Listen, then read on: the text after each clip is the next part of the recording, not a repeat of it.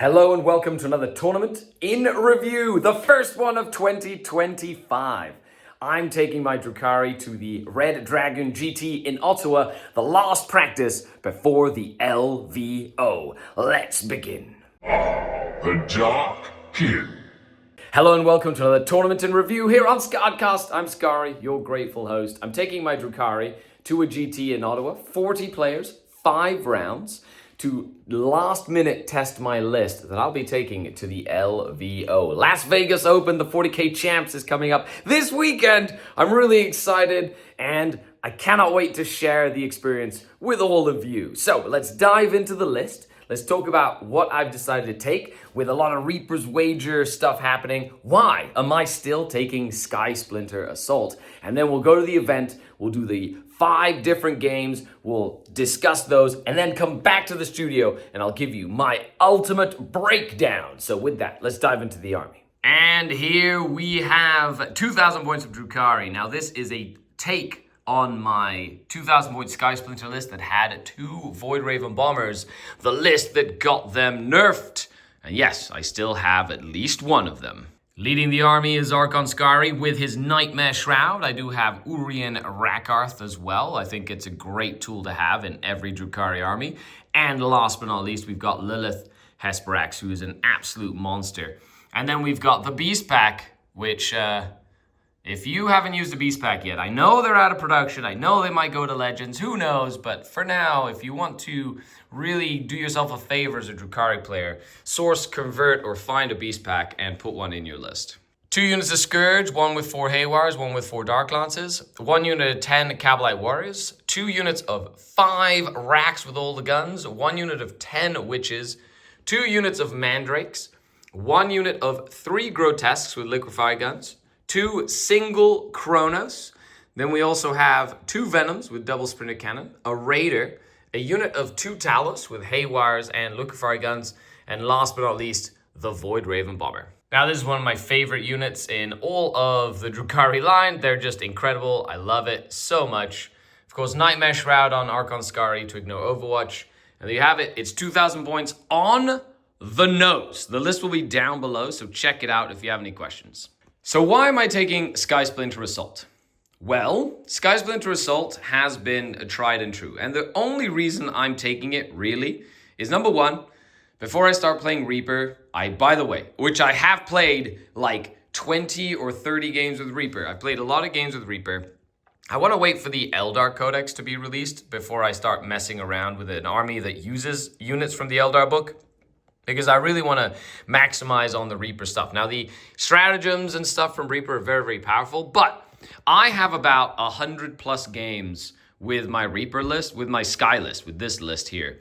So I feel like going to a large event like Vegas or any GT, just having experience on how to play the event, or how to play the units, like what the capability of your army is way stronger than like the new hot thing.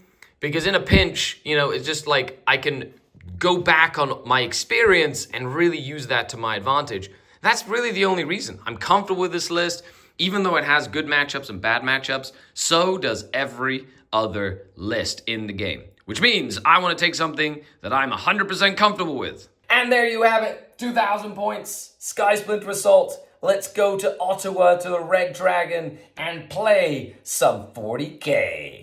Here at the Red Dragon in Ottawa. That's right, it's a 40-person GT. Round 1 versus Caleb and his Tau. Round 1 against Caleb and Tau Auxiliary Cadre. I ended up going first on Scorched Earth. We're using GW layouts. Wayland Yutani makes a really cool GW layout terrain set, which is also for tournaments. Basically, it's Scorched Earth, so I'm just kind of holding my 2 objectives, sending Urien up front. I'm just going first means I get to play a little conservatively early against Tau. There's lots of shooting, so trying to delay the game as much as possible with my Sky list. So let's see how it goes. Wish me luck. 5 rounds. This is round 1 of the whole event. It's a full house. 40 people at this GT at the Red Dragon. Shout out to Dan. The more is better. Get it? More is better. And we'll be back after the game. Round number 1. Okay, that was a victory against the Tau. I did go first, which did help me sort of like get some staging. However, I was able to take away a lot of the little crude elements early on, especially the rampagers, which then like took a lot of pressure off my primary scoring, and then I was able to solidify the scoring around here, which was good. So with that, first round number 1 done. Now we go to round number 2. And here we are, round number 2. I get to play Dominic and his second best overall at the WCW Space Marines. Oh my gosh, look at them. They look so freaking cool. They're all converted. The display board is gorgeous. And it's great. It's Gladius Space Marines, so don't get, don't take it lightly. This list is dangerous. And when was the last time you saw Desolation Marines? That's right. 5 Desolation Marines, which makes me terrified because I'm an elf. Okay, so with that, wish me luck. Round number 2, Purge the Foe, and we'll get started. Well, I ended up winning into Dom. I got a little lucky in some of the rolls at the middle of the game, but considering this is a really open table, I'm very happy. I was able to kill the 2 land speeders decently fast, and I was able to sort of like stop the crazy annoying army from getting in, but as soon as he committed Calgar to the middle with the Blade Guard, I was able to counter and kill Calgar, and then the bomber did a suicide run to go take out the Desolation Marines, which is kind of what the bomber is there for. In this sort of matchup, you was able to rapid ingress it somewhere where the Centurions that had come in didn't have line of sight. You can only see with the Ballistas, but the Ballistas need to kill a unit on objective. And then from there, because I had last turn, I was able to just maximize on points, and I won by 5 points. So with that, on to round number 3, last round of the day. Okay, round number 3, playing against Matthew and Guard, the Scion Detachment of Death, which is actually really good. 9 mortars, bunch of tank commanders, bunch of like 50,000 Scions in Deep Strike, Aquilons. It's the whole 9 yards on the Ritual. Probably one of the toughest matchups that I can play. But with that, let's rock and roll. And there we have it, end of the game. I was able to get a win against the Guard. It was very, very tough matchup. Came to a point where there was like a risky, I think it was like turn 3. My turn 3? No, my turn 2. It's my second turn. My second turn where like I was able to do enough damage to just stem the pressure of the Guard, and just had enough that then was able to safeguard this little corner where I was going to start putting a bunch of objectives, safeguard my primary scoring that I'd kind of started back here, and then was able to swing around with the court this way to like, they ended up all dying to a man except for Archon Skari, and then Lilith kind of like held up that entire flank with like the Grotesques and Orion Ratgarth. So all in all, the bomber died, basically all the Scourge died, like I still have a unit of Mandrakes left in my racks, which is important, and I was able to leverage those units in the end of the game to get the win. So with that, 3-0, food, and then 2 more rounds tomorrow, but so far it's been a great practice for LVO. I'm really excited. Round number 4, playing against Francois and his Ultramarines, Teal Ultramarines. Really looking forward to it. Playing Lynchpin. He went first. I made a couple of I was gambled. We're playing on mission layout 6, which is interesting. So wish me luck. It's going to be a tough game. I've played against Francois twice already against his list, and I've lost twice. So odds are stacked against me, but I'm looking forward to trying to see if I can make this game happen and change in a different direction. Okay, I want to say this game was wild. Absolutely wild, and you wouldn't believe it if you hadn't seen it. It was a 62-62 dead draw. A couple of really crazy things happened in the last 2 turns. I used 2 Cavalite Warriors with Splinter Rifles to overwatch 1 Landspeeder with 1 wound left, got 1 hit, I rolled a 6 to wound, failed its save, killed it in Overwatch, which was massive, and then made an 11-inch charge with Brax to tie up the game on risk of losing the game. So I risked losing to make an 11-inch charge to tie the game. What a crazy, crazy wild ride. Okay, so with that though, that's 4 rounds. Francois was an absolute gem. And that, I will say, Ultramarines be crazy with the new Oath stuff. I think Ultramarines should be on the list of don't get +1 to wound on Oaths, because I think they don't need it. But it's nice that Space Marines feel very killy. Let me know what you think about that down below. I'm curious. What do you think? Do Space Marines deserve to be awesome? I think so. They're the poster child. So with that, 1 more round of the tournament. Very happy I didn't lose this game. Let's see what happens at the end. Last round of the day, I get to play Quentin and his Astra Militarum, he's playing Bridgehead, but of course a little bit more traditional with double Chimera with the Catechins. He's got 2 big bricks of Scions, 1 smaller brick, and then of course a Tank Commander, Demolisher, and Exterminator, and Leontis instead of Ursula Creed. Big brick of Deathcore Krieg though, with no Bullgrin attached character. So with that, they are going first. It's Take and Hold, Hammer and Anvil, and Prepared Positions, which will be very interesting moving into the end of the game. Wish me luck, last round of the day. Let's do this. And that's game. I was able to win this 95 to 60 something points, so 64 points. I went second. Table layout 1 is quite good for this list because I can kind of hide back here, and I was able to sort of spread out and stop the 6-inch deep strikes. Is a lot easier to screen out than the 3 inches.